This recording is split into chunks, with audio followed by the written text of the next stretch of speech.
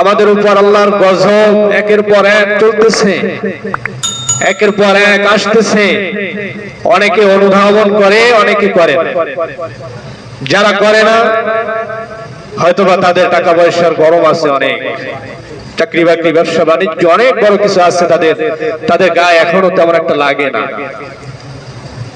কিন্তু আল্লাহর গজব এটা যদি এভাবে ক্রমান্বয়ে থাকে, একের পর যদি আসতে থাকে, যতই কোটিপতি হন, যতই ক্ষমতাশীল হন, আপনার আমার উপর আল্লাহর এই গজব প্রভাব পড়বেই, এতে কোনো সন্দেহ নেই।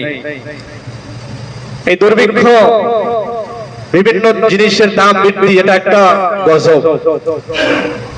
বৃষ্টি নাই, রোদ্রে গরমে তাপমাত্রা এত পরিমাণে 40 বছর 42 বছরের রেকর্ড এই বছর করেছে। এবছর এমন এত পরিমাণে গরম বেড়েছে, এটা 43 বছর 40 বছরেও পরে নাই, এত পরিমাণে তাপ বেড়ে গেছে।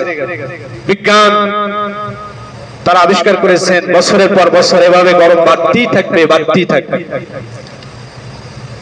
এভাবে মরুভূমি হয়ে যাবে। মানুষের উপর আল্লাহর গজব এভাবে আসতে থাকবে। আল্লাহ রাসূল সাল্লাল্লাহু আলাইহি ওয়াসাল্লাম এই গজবগুলো আসার কারণগুলো আমাদের উপর আমাদেরকে জানিয়ে দিয়েছেন যে কেন এই গজবগুলো মানুষের উপর আসবে। অনেকগুলো কারণ রয়েছে। আল্লাহ রাসূল সাল্লাল্লাহু আলাইহি ওয়াসাল্লাম হাদিস শরীফের ভিতরে আমাদেরকে অসংখ্য অগণিত কারণ জানিয়ে দিয়েছেন, যেই কারণে আমাদের উপর আল্লাহর নেমে আসা গজব আমাদের উপর অর্পিত হয়। অনেকগুলো কারণ আছে, তার ভিতরে 1 নাম্বার কারণ হলো যাকাত আদায় না করা। এই যে বৃষ্টি নাই, মানুষের মানে বিভিন্ন ধরনের গাছ গাছড়ায় ফল নাই, সম্পদ ধান এরকমের চাষ করবে, এরকমের অবস্থা মানুষের খুব কষ্টকর হয়ে যায়। আল্লাহ রাসূল সাল্লাল্লাহু আলাইহি ওয়াসাল্লাম জানিয়ে দিয়েছেন এগুলো হলো মানুষের হাতের কামাই, মানুষের কর্মের ফল। মানুষ আল্লাহকে ভুলে যায়, রাসূলকে ভুলে যায়, দ্বীনকে ভুলে যায়, আল্লাহর কোরআনকে ভুলে যায়, যার কারণে আল্লাহ এই মানুষের উপর এই গজবগুলো অর্পিত করেন। এই গজবগুলো মানুষের উপর চেপে দেয়। ভূমিকম্প, বন্যা, বিভিন্ন ধরনের গজব একের পর এক আসতেছে আসতেছে আসতেছে। আমরা অনেকেই এটাকে অনুধাবনও করি না, চিন্তাও করি না। একটু চিন্তা ফিকির করেন আল্লাহ তাআলার গজব কিভাবে আমাদের উপর আসতেছে। আল্লাহ রাসূল সাল্লাল্লাহু আলাইহি ওয়াসাল্লামের কথা অনেকগুলো কারণ রয়েছে, যেই কারণের জন্য আমাদের উপর আল্লাহর গজব নেমে আসে।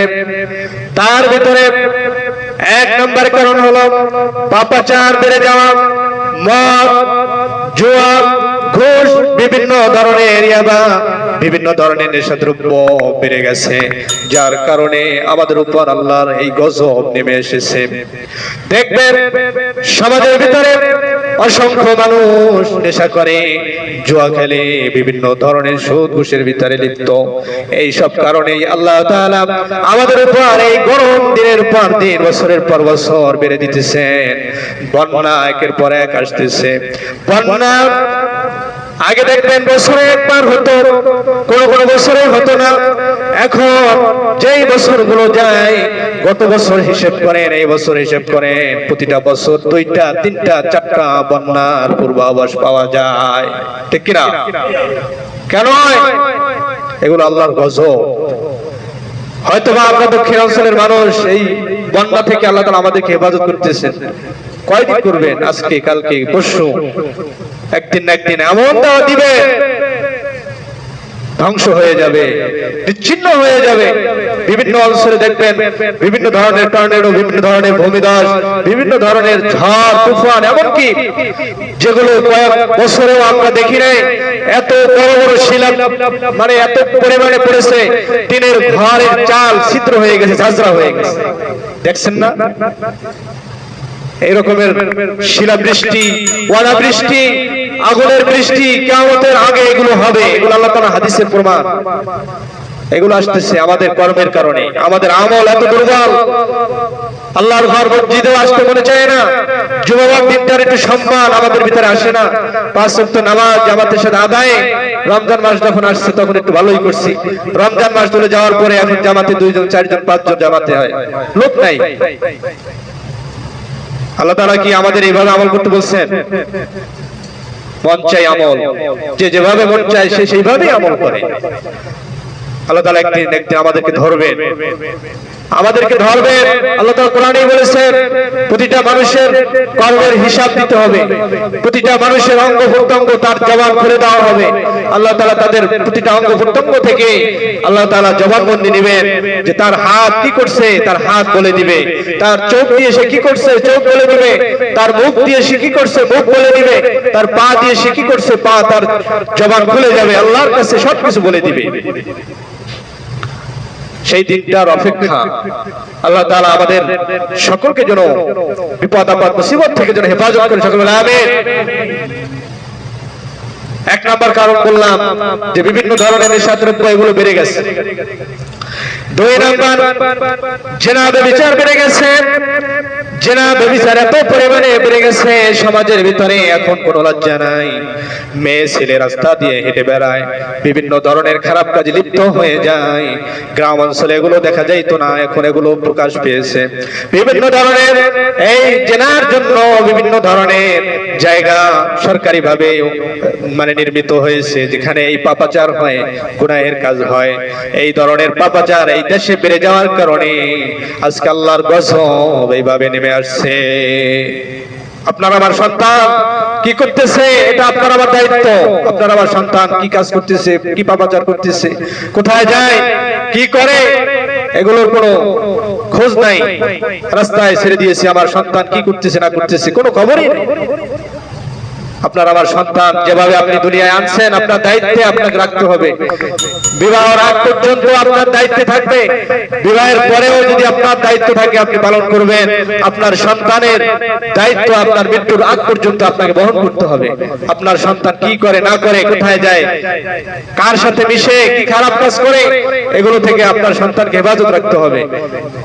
এই পাপাচার পৃথিবীর জগতে এত পরিমাণে বেড়ে গেছে, জিনা পরিমাণ এত পরিমাণে বেড়ে গেছে, যার কারণে আল্লাহর এই গজব নেমে আসছে। বুঝতে পারছেন? এরকম অসংখ্য কারণ রয়েছে। এরপরে আল্লাহ রাসূল সাল্লাল্লাহু আলাইহি ওয়াসাল্লাম 3 নম্বরে বলেছেন যাকাত যারা দেয় না, যাকাতের কথা বলেছি। যাকাত বন্ধের কারণে আজকে আল্লাহ তাআলা আমাদের উপর এই গজবগুলো দিয়েছেন। বৃষ্টি নাই, জমিনের ফসলের জমিনের উর্বরতা নাই, যার কারণে আল্লাহ তাআলা আমাদের উপর এই গজব দিয়েছেন। যার আমল ভালো, যার যাকাত ওয়াজিব হয়েছে, সে যদি যাকাত আদায় করে আল্লাহ তাআলা তার উপর ইহসান করবেন। যার যাকাত ওয়াজিব হয়েছে, যাকাত না দেওয়ার কারণে অসংখ্য মানুষ যাকাত আদায় করে না, যাকাত দেয় না, যার কারণে আজকে আমাদের উপর এই ধরনের গজব আল্লাহ তাআলা আমাদের উপর অর্পিত করেছে। এগুলো কি বিশ্বাস হয়? হ্যাঁ, এগুলো হলো সত্য কথা, এগুলো তো বিশ্বাস না হওয়ার কথা। কারণ অনেকেই আমরা গুনাহের ভিতরে লিপ্ত। হুজুর যতই বলেন গুনাহ থেকে ফিরে থাকা সম্ভব নয়। আল্লাহ তাআলা আমাদেরকে দায়িত্ব দিয়েছেন, বলতেছি পালন করার দায়িত্ব হলো আপনার। কোরআন এবং হাদিস দ্বারা আপনাদেরকে বোঝানোর চেষ্টা করতেছি। আল্লাহর কোরআন, রাসূলের হাদিসে কি বলছে এগুলো আপনাদেরকে আমরা জানিয়ে দিতেছি। মানা না মানা এটা আপনার ব্যাপার। কিয়ামতের দিন আপনাকে ধরবে, আপনার সম্মুখে এভাবে কোরআনের আয়াতের বিশ্লেষণ, হাদিসের ব্যাখ্যা আপনাদের সম্মুখে তুলে ধরা হয়েছে, কেন আপনি পালন করেন নাই? এজন্য এই পাপাচার থেকে আমরা যেন হেফাজত থাকতে পারি, আল্লাহ তাআলা যেন কবুল করে। সকলে বলে আমিন। আল্লাহ রাসূল সাল্লাল্লাহু আলাইহি ওয়াসাল্লাম তিনি আমাদেরকে কোন গজব, কোন আযাব যদি আমাদের উপর দেন, এগুলো দেওয়ার পরে আমাদের দায়িত্ব কর্তব্য রয়েছে। আল্লাহ রাসূল আমাদেরকে শিখিয়ে দিয়েছেন, যখন তোমাদের উপর আযাব আসবে, গজব আসবে, তোমরা বেশি পরিমাণে আল্লাহর কাছে ইস্তেগফার করো। কি করো? ইস্তেগফার করো। আস্তাগফিরুল্লাহ, আস্তাগফিরুল্লাহ। আল্লাহর কাছে বেশি পরিমাণে ইস্তেগফার করো, যেন আল্লাহ তাআলা আমাদেরকে এই গজব আযাব থেকে যেন হেফাজত করে। এছাড়া কোনো উপায় আছে? ইস্তেগফার ছাড়া কোনো উপায় আছে? আপনি কি এই রোদের তাপ কি কমাতে পারবেন? আপনার ক্ষমতা আছে? দেশে যে মানে পণ্যের যে দাম বেড়ে গেছে এটা নিয়ন্ত্রণে আনা আপনার আমার কি ক্ষমতা আছে?